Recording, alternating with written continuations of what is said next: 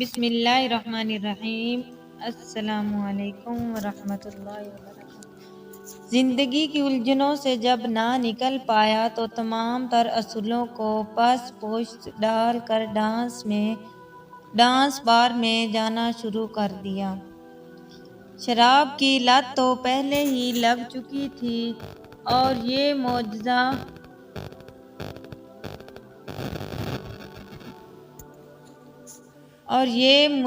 مجرا خانہ بھی شروع ہو گیا۔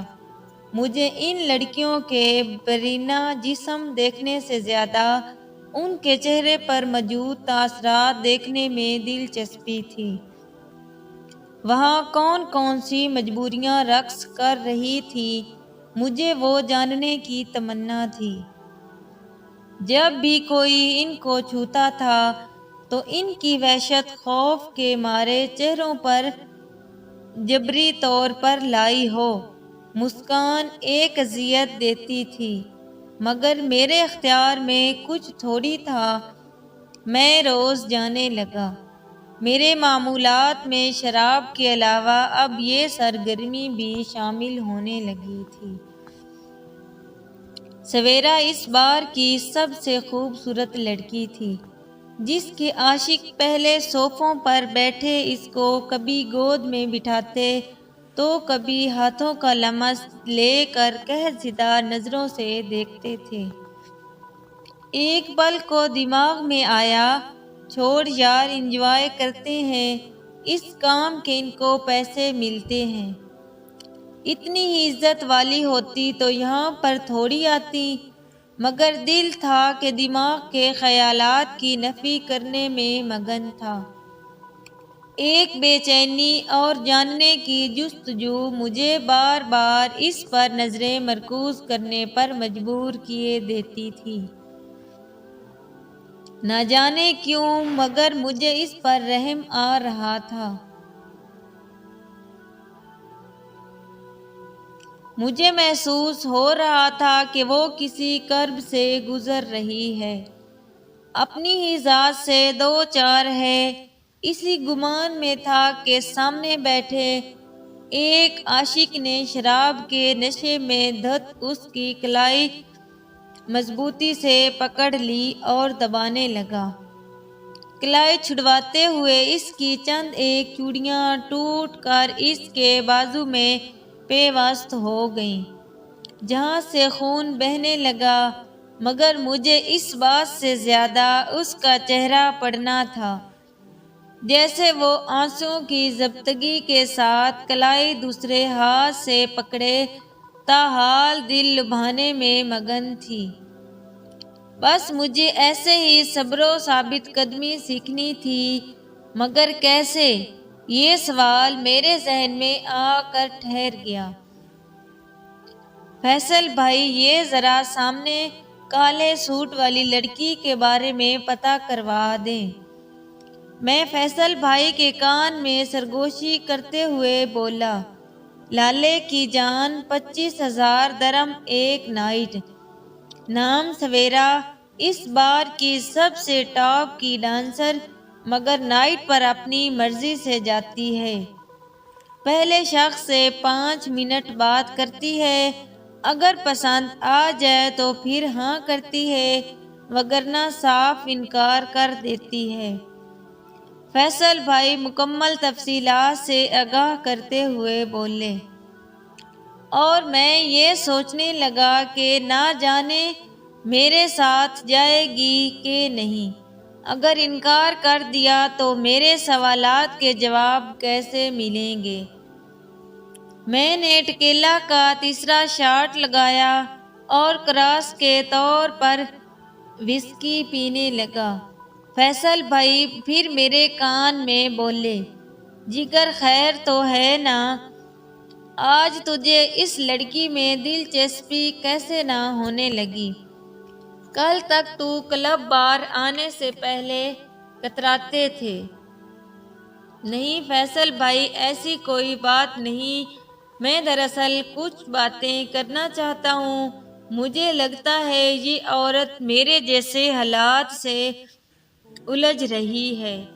شاید یہی میرے درد کی دوا کر سکے۔ بھائی تجھے چڑھ گئی ہے، یہ نشہ ور ہوتی ہیں۔ ان کے چہرے کی معصومیت سے دھوکہ نہیں کھاتے۔ فیصل بھائی کے لبوں پر ایک تمسخرانہ مسکراہٹ تھی، مگر میں کسی صورت ماننے کو تیار نہ تھا۔ انہی سوچوں کے دوران کلب کے ٹائم اوور ہو گیا اور ہم نے واپسی کی راہ لی۔ دیکھ رہے ہو معظم اس کی رنگ بازیاں۔ کمرے میں داخل ہوتے ہی فیصل بھائی نے معظم کو مخاطب کیا۔ کیوں، کیا ہوا؟ معظم حیرت سے پوچھنے لگا۔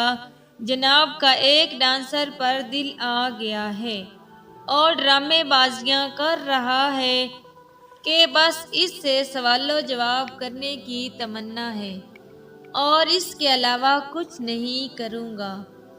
فیصل بھائی ہنستے ہوئے بولے، واہ حیدر بھائی، آپ تو بڑے شوقیہ طبیعت کے نکلے، کہیں تو نمبر نکلوا دیتے ہیں، سارے ارمان پورے کر لیجئے گا۔ معظم دانت نکالنے لگا، نہیں یار، مجھے اس سے تنہائی میں بات کرنی ہے، آمنے سامنے بیٹھ کر، مجھے اس کے چہرے کے تاثرات پڑھنے ہیں۔ میں وضاحتی انداز میں بولا، بس بھائی جناب دراصل بہانے بازی کر رہے ہیں، کافی دن ہو گئے ہیں، جوانی نکالنے کا موقع تلاش کر رہے ہیں، مل نہیں رہا ہوگا، یاروں میں بدنامی نہ ہو تو موصوف نے یہ طریقہ سوچا ہے۔ اب کی بار حافظ نے پتا پھینکا، دیکھو بھائیو، اگر تم لوگوں کو یقین کرنا ہے تو کرو، اگر نہیں کرنا تو میرے پر طعنے کسنا بند کرو۔ میں سنجیدگی سے کہا، مگر وہ دوست ہی کیا جو باتوں کو سنجیدہ لینے لگے۔ چل ٹھیک ہے، ہم تیرے لیے ایک رات کا بندوبست کرتے ہیں، آگے تمہاری مرضی، تم چاہے تو پوری رات مزے لو یا پھر فضول گپ شپ میں گزار دو۔ حافظ بیزاری سے بولا اور ڈانس بار کے دلال کو کال کرنے لگا۔ میں اس کے روبرو ہو چکا تھا، اس نے 5 منٹ میں میرے سے کوئی سوال نہیں کیا، بس 2 دفعہ میری کمپٹی پر انگلیاں رکھی اور گھبرا کر پیچھے ہو گئی۔ کہنے لگی، سچ بتاؤ، کون ہو تم؟ میں حیرانی سے اس کی طرف دیکھنے لگا، کیا مطلب؟ جو تم چاہتے ہو وہ بہت تلخ ہے، بہتر یہی ہے کہ ارادہ ترک کر دو، مجھے تلخیاں پسند ہیں، بچپن سے جھیلتا آ رہا ہوں۔ میرے چہرے پر مسکان لا کر کہا، مگر یہ حقیقت تلخ ہونے کے ساتھ ساتھ انتہائی گھٹیا بھی ہے، شاید تم مکمل نہ سن پاؤ۔ وہ سر جھکاتے ہوئے بولی۔ میں نے پہلی بار اس کے چہرے پر ظاہری سی بے بسی بھی دیکھی تھی۔ ٹھیک ہے، 5 منٹ ہو چکے، شاید ہمیں چلنا چاہیے، میں نے استفسار کیا۔ آپ کے دوست آپ کو مرشد کہتے ہیں نا؟ وہ سوالیہ لہجے میں بولی۔ جی ہاں، کیوں؟ آج سے میں بھی کہوں گی۔ وہ گھنٹے کا ہاتھ لگا کر باہر نکل گئی اور میں حیرت سے مورت بنے چند لمحات وہیں ساکت رہا اور پھر باہر نکل آیا۔ مجھے دیکھ کر دوست بولے، وہ تیرے ساتھ جانے کو تیار ہے، چل، بیسٹ آف لک۔ فیصل بھائی نے شرارتاً آنکھ ماری۔ میں کون سا جنگ پر جا رہا ہوں؟ میں مذاق کرتے ہوئے بولا۔ میری جان، جس کام پر تو جا رہا ہے، خیال کرنا کہیں فوجن مار نہ دینا۔ معظم دانت نکالنے لگا۔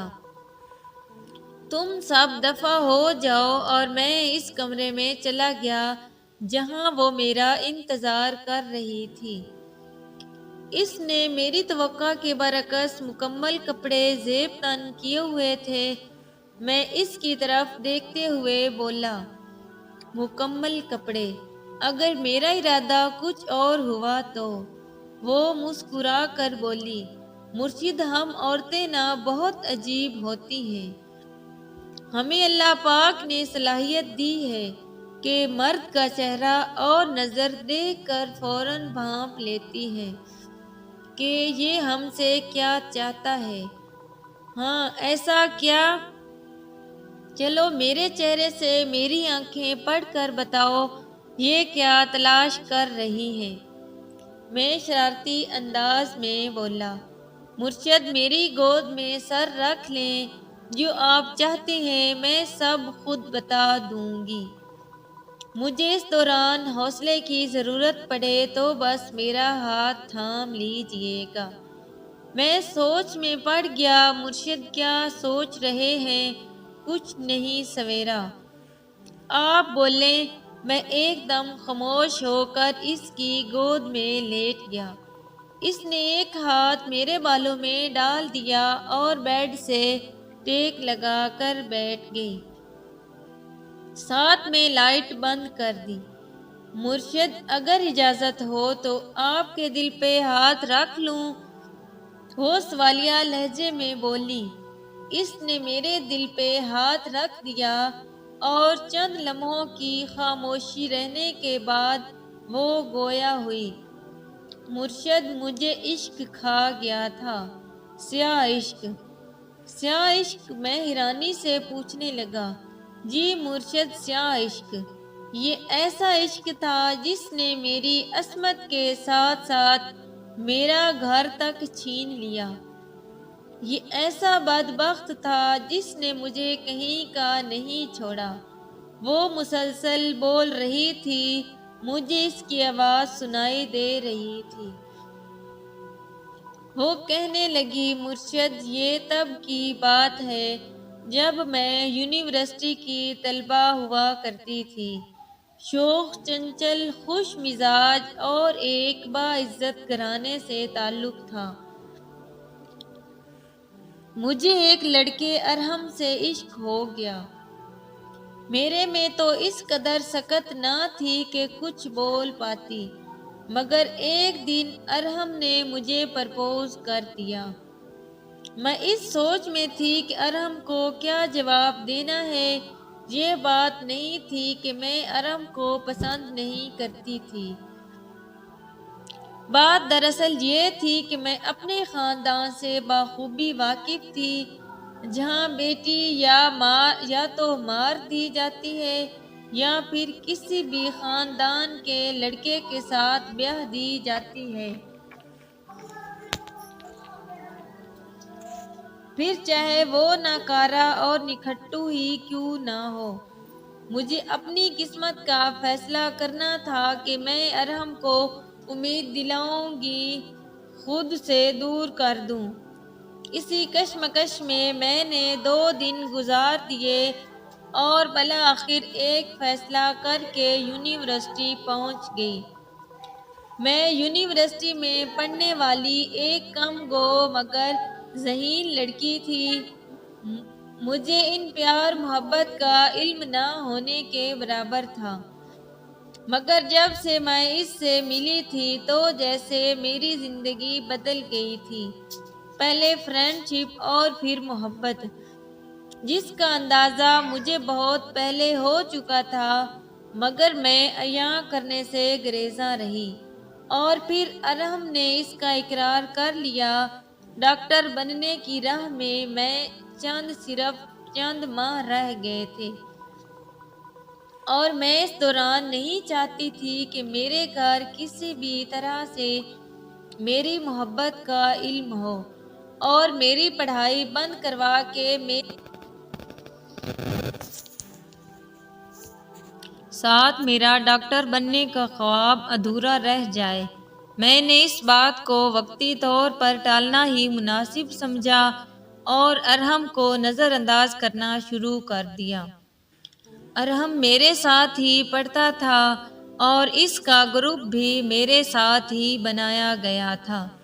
اس نے میرے سے بات کرنے کی بہت کوشش کی، مگر میں تو جیسے اسے جانتی ہی نہ ہوں۔ بس ایک بار اسے اتنا کہہ پائی کہ پڑھائی کرنے دو۔ یہ پیار محبت کے لیے عمر پڑی ہوئی ہے۔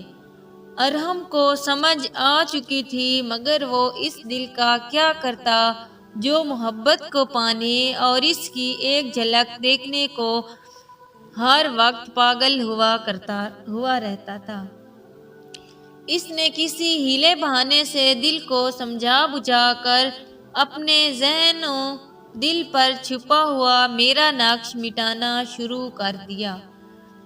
گو کہ مشکل کام تھا، مگر اس نے سگریٹ اور شراب سے کافی حد تک مدد لینا شروع کر دی۔ مجھے اس بات کا علم بہت بعد میں ہوا۔ سویرا سانس لینے کو رکی۔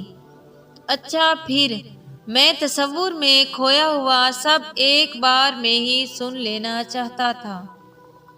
وہ دوبارہ کہنے لگی، اب ارحم یونیورسٹی کم ہی آتا تھا۔ جب وہ 7 دن مسلسل غیر حاضر رہا تو مجھے فکر ستانے لگی۔ سائل سے پوچھنے پر پتہ چلا کہ وہ ہاسٹل ہی رہتا ہے۔ کھانے یا پینے کے لیے رات کو نکلتا ہے۔ کوئی اسے کچھ کہے تو کہہ دیتا ہے، تیرے باپ کا کیا جاتا ہے؟ میرا پیسہ، میرا وقت، میری تعلیم، تم کون ہوتے ہو بولنے والے؟ اور سمجھانے والا اپنا سا منہ لے کر رہ جاتا ہے۔ میں سب سن کر ایک دم جیسے سکتے میں آ گئی۔ میں ان حالات کو خود کو قصوروار ٹھہرانے لگی، اور کیسے نہ ٹھہراتی۔ میں نے اس سے عشق کیا تھا، مگر اپنی خود غرضی درمیان میں لے آئی۔ میں نے ارحم سے ملنے کا فیصلہ کر لیا اور سیدھا اس کے ہاسٹل چلی گئی۔ ارحم کی حالت دیکھ کر میرے ہاتھ پاؤں سن ہونے لگے۔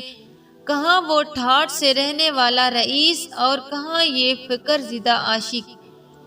کہاں وہ ہر روز خود کو سنوارے رکھنے والا ارحم، اور کہاں یہ بڑی ہوئی بے ترتیب داڑھی؟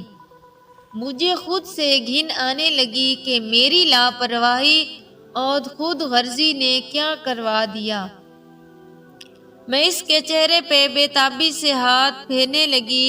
ارحم سنو نا، پلیز سنو نا، میں اس کا گال تھپتھپاتے ہوئے بولی۔ اس نے بامشکل اپنی آنکھیں کھولی تو سامنے مجھے دیکھ کر کہنے لگا، آپ یہاں آئیں، بیٹھیں۔ وہ خود کو سنبھالتے ہوئے اٹھ کر بیٹھنے کی کوشش کرنے لگا۔ میں نے ہاتھ بڑھا کر اس کو سہارا دیا اور ٹیک لگوا کر بٹھا دیا۔ یہ کیا حالت بنا رکھی ہے ارحم؟ میں اسے ڈانٹتے ہوئے بولی، مگر وہ ابھی بھی نیم نشے میں تھا۔ مکمل ہوش میں آنے کے لیے اس کو وقت درکار تھا۔ اتنا کہہ کر اس کو چپ سی لگ گئی۔ مجھے اپنے چہرے پر آنسو گرتے محسوس ہونے لگے۔ کیا ہوا سویرا؟ میں اندھیرے میں اس کا چہرہ ٹٹولنے لگا۔ اس نے میرا ہاتھ پکڑ کر اپنے چہرے پر رکھ دیا۔ مجھے یوں محسوس ہوا جیسے کسی انگار پہ بہتے ہوئے جھرنے پر آ کھڑا ہوں، جہاں چہرہ ٹھنڈا اور آنسو گرم تھے۔ سویرا، آپ چاہیں تو آگے مت بتائیں، مگر رونا بند کریں۔ میں اس کو دلاسا دیتے ہوئے بولا، نہیں مرشد، 7 سال کا غبار ہے، آج نکالنے دیں، بس آپ ابھی کہیں مت جانا۔ اور اس گرفت میرے سینے پر مضبوط ہوتی جا رہی تھی۔ سویرا، میں کہیں نہیں جا رہا، ادھر ہی ہوں، آپ پرسکون ہو جائیں۔ مگر آنسو تھے کہ تھمنے کا نام ہی نہیں لے رہے تھے۔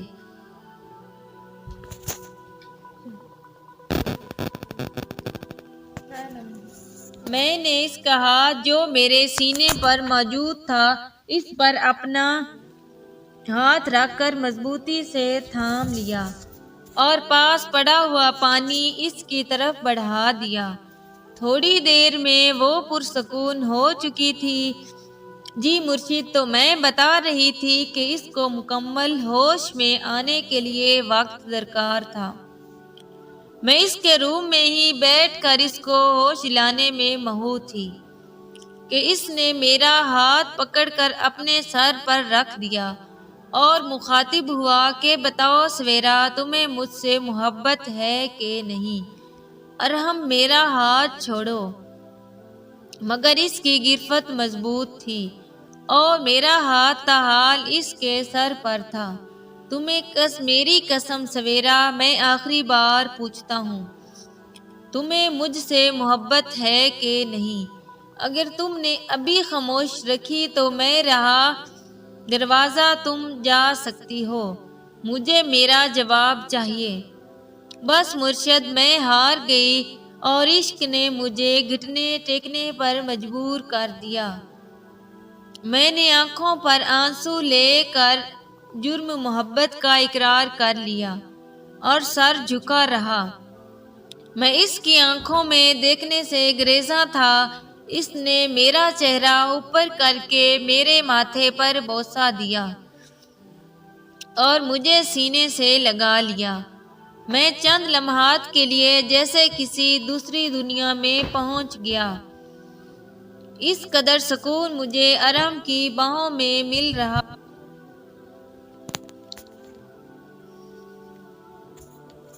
مجھے اس سے اب الگ ہونے کی جستجو نہ رہی تھی۔ میں سوچ چکی تھی کہ اب چاہے گھر والے مار دیں، ارحم کو اکیلا نہیں ہونے دوں گی، اس کی یہ حالت بدل دوں گی۔ میں نے اپنے سر پر اس کا ہاتھ رکھا اور پوچھا کہ بتاؤ ارحم، کیا آج کے بعد شراب پیو گے؟ اس نے کہا، جب تم مجھے مل چکی ہو تو میں شراب کو کیا کروں گا؟ میرے وجود میں جیسے فتح سے سرشاری کی لہر دوڑ گئی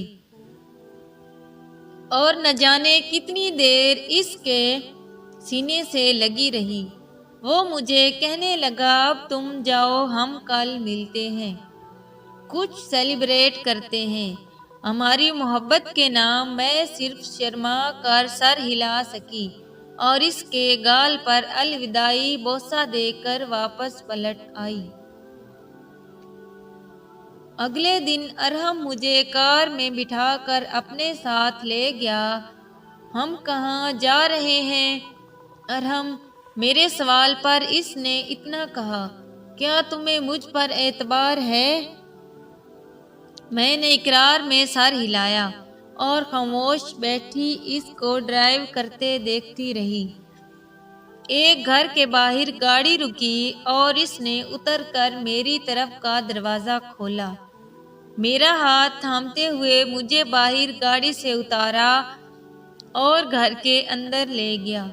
یہ گھر کس کا ہے ارحم؟ ایک عالی شان گھر دیکھ کر مجھے حیرت ہونے لگی تو تجسس سے پوچھ بیٹھی، ہمارا گھر؟ وہ پیار سے میری طرف دیکھ کر بولا، ہمارا؟ جی ہمارا، مما جان باہر گئے ہیں، بس آتے ہی ہوں گے، تمہیں ان سے ملوانا ہے۔ اس دوران وہ میرے لیے چائے بنانے کچن میں چلا گیا، چائے لے کر آیا اور میرے سامنے رکھ دی۔ ہم باتیں کرتے ہوئے چائے پینے لگے۔ اس کے چہرے میں میرے لیے پیار ہی پیار تھا۔ اس کی باتیں چائے میں مزید چاشنی گھول رہی تھی۔ ارحم کب آئیں گی مام؟ میں نے سوال کیا کہ مجھے سر چکراتا ہوا محسوس ہوا اور میں نے نیم بیہوشی میں آ گئی، جیسے مجھے کچھ نشہ دیا گیا ہو۔ ارحم، میرا سر چکرا رہا ہے، میں بامشکل اس سے مخاطب ہوئی۔ گریٹ، تو دوا نے اثر دکھانا شروع کر دیا۔ اس کے چہرے پر ایک کبھی مسکراہٹ پھیل چکی تھی۔ کیا مطلب ارحم؟ کیا ملایا ہے تم نے؟ میں آنسو زدہ چہرہ لے کر سر پکڑے ہوئے پوچھنے لگی، بہت شوق تھا نا تمہیں مجھے ریجیکٹ کرنے کا، اب تمہیں ہمارے کیے کی سزا مل کر رہے گی۔ میرا تم نے بہت مذاق بنوایا ہے، مجھے میرے دوستوں کے سامنے ٹھکرا دیا تھا، وہ ابھی بول ہی رہا تھا کہ دروازے کی گھنٹی بج اٹھی اور میں نے سکون کا سانس لیا کہ شاید ارحم کی ماں آ چکی تھی اور وہ دروازہ کھولنے باہر چلا گیا۔ میں صوفے سے اٹھنا چاہ رہی تھی تو دھڑام سے زمین پر جا گری اور کراہنے لگی۔ ارحم کی ماں تو نہ آئی تھی مگر اس کے 4 دوست ساتھ تھے۔ واہ یار ارحم، تو نے تو کمال کر دیا، بہت شریف بنتی تھی نا یہ، اب اس کی شرافت اتاریں گے۔ ویلڈنگ بڈی اور پانچوں ہنسنے لگے۔ انہوں نے باری باری میں عصمت کو تار تار کیا۔ میں مزاحمت کرتی رہی مگر انہوں نے میری ایک نہ سنی۔ میں گڑ گڑاتی رہی، بھیک مانگتی رہی مگر ان کو مجھ پر رحم نہ آیا۔ یہ سلسلہ 2 دن تک چلتا رہا۔ اس دوران مجھے تقریباً 57 بار بے دردی سے نوچا گیا۔ جب ان کی بھوک مٹ گئی تو مجھے رات کی تاریکی میں ایک سڑک پر نیم مردہ حالت میں پھینک کر فرار ہو گئے۔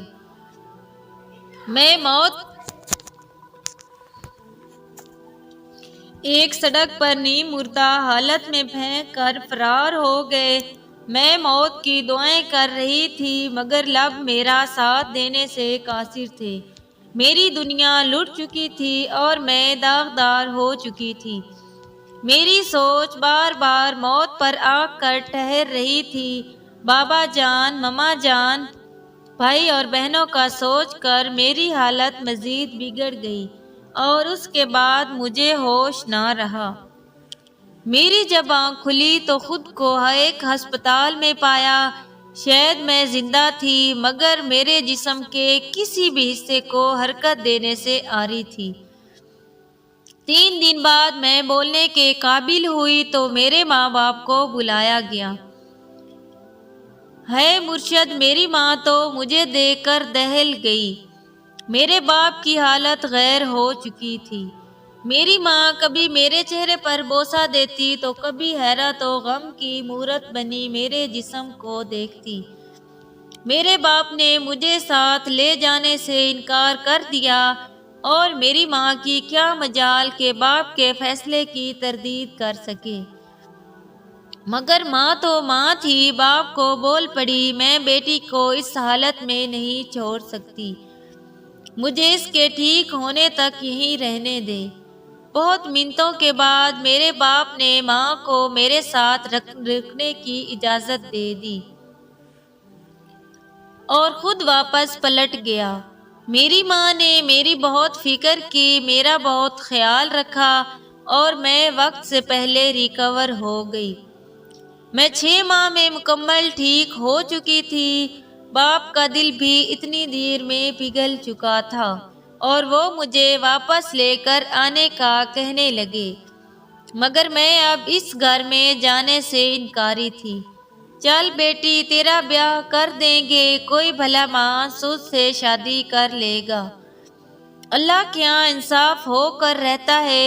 میرے باپ نے کسی کے خلاف بھی کارروائی نہیں کروائی تھی کیونکہ بدنامی کاٹ باقی سب بھی چھین لیتا۔ میں نے گھر سے لا تعلق رہنے کا فیصلہ کر لیا تھا اور ایک فیصلہ کیا تھا، اتنا کہہ کر وہ پھر سے سانس لینے کو رکی۔ اس کی آنکھوں میں مسلسل نمی تھی۔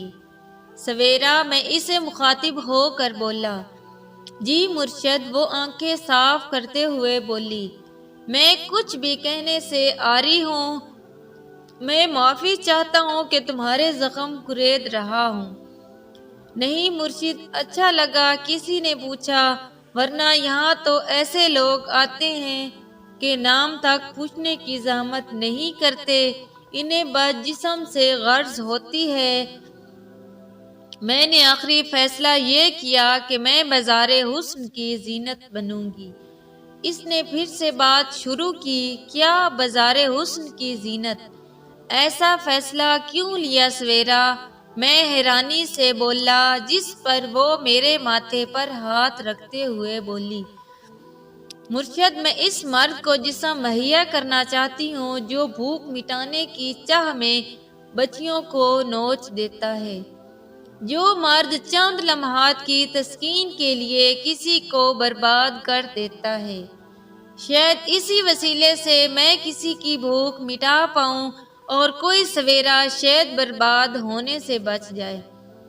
مرشد، میری ماں بہت گڑ گڑائی تھی، مجھ سے ساتھ چلنے کو کہا تھا، مگر میں نہیں گئی۔ 3 سال ہونے کو آئے ہیں، میرا رابطہ کسی سے نہیں۔ میں پاکستان مکمل فراموش کر چکی ہوں۔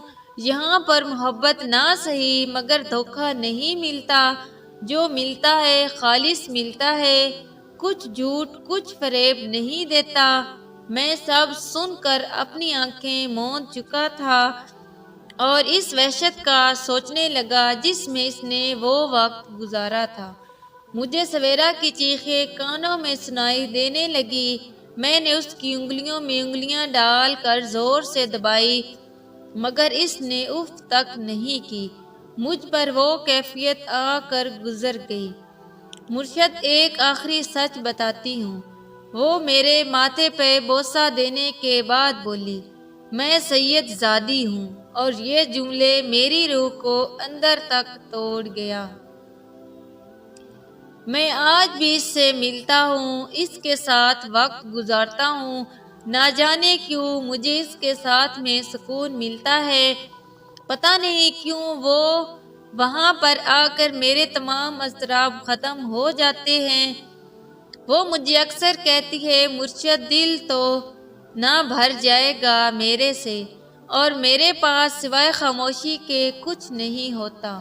مجھے بس اس کی گود، اس کے ہاتھوں کا لمس لینا ہوتا ہے، اور وہ کہتی ہے کہ اسے میری صحبت میں سکون ملتا ہے۔ وہ میرے پاس رہ کر ایسا محسوس کرتی ہے جیسے کبھی کچھ ہوا ہی نہ ہو۔ اس نے لوگوں کی تسکین چھوڑ دی ہے کیونکہ شاید اسے یہ احساس ہونے لگ گیا تھا کہ میں بھی نہ اس سے چھن جاؤں، اور میں سوچتا ہوں شاید یہ اس کے سیاہ عشق کی تکمیل ہے۔ اگر کہانی پسند آئے تو ویڈیو کو لائک اور